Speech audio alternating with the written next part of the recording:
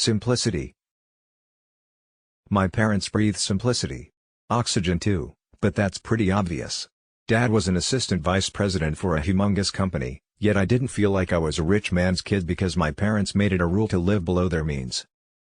A millionaire's son rode a sleek Benz, I rode our 16-year-old Toyota that sounded more like a drum and bugle band, with its cacophony of bangs, rattles, and whams.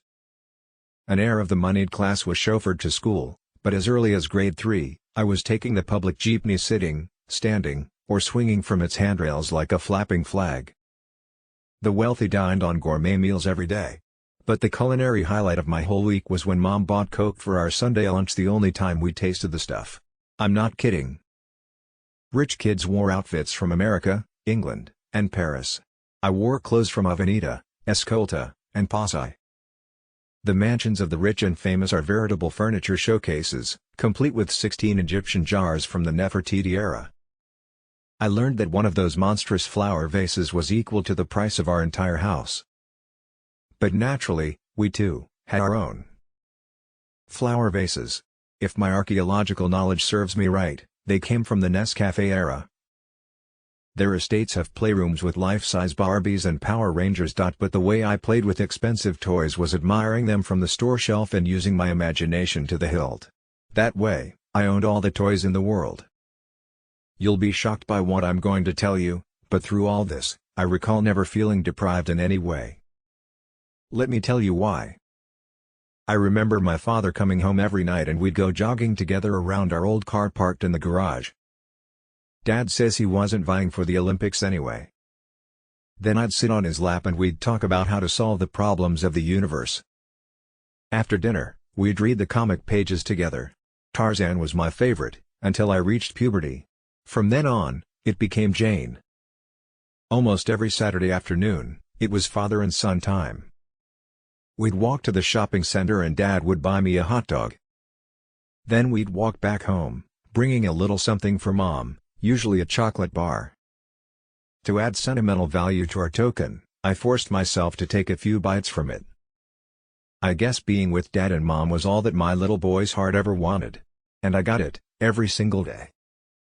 I believe that God chose to write the map of happiness on the ordinary parchment of simplicity like a treasure map written on recycled brown paper. Consequently, many people ignore that map, and are attracted instead to the more glossy, loud, shiny maps around. But when they follow these others' maps, they end up tired as a dog chasing its own tail. I have a radical suggestion: simplify. Simplify because you want to discover the depths of your soul. Simplify because you want to start living deliberately. Simplify because you want to love from an uncluttered heart.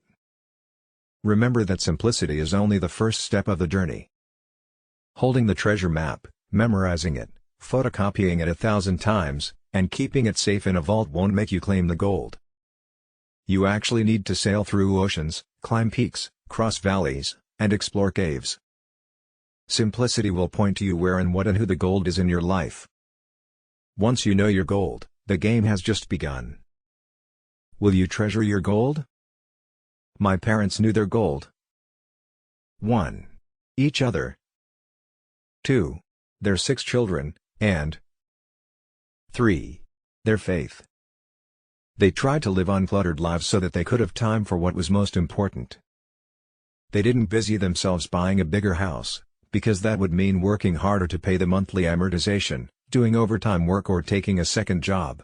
Who would then go jogging with little Bo every night? Who would read Tarzan for him? They didn't burden themselves buying a BMW. Because that would mean laboring and worrying about installment bills. Besides, walking to the shopping center every Saturday afternoon with his son gave my dad his needed exercise, and made little Bo feel special. One of the delights of my heart was seeing Dad and Mom in their bedroom at night, after our nightly family prayer. The lights were turned off, and I'd see the silhouette of my father seated on his old chair and Mom standing behind him, gently massaging his shoulders. I'd hear them talk about what transpired during the day. Even as a child, I sensed their quiet pleasure at being together. My question today: could they have done this rich ritual each night and nourished their marriage if they had been busy paying for designer outfits for themselves or their kids, or if they had been worrying about monthly bills for new high-tech appliances? I don't think so. And I've made the choice, I don't want that kind of life either.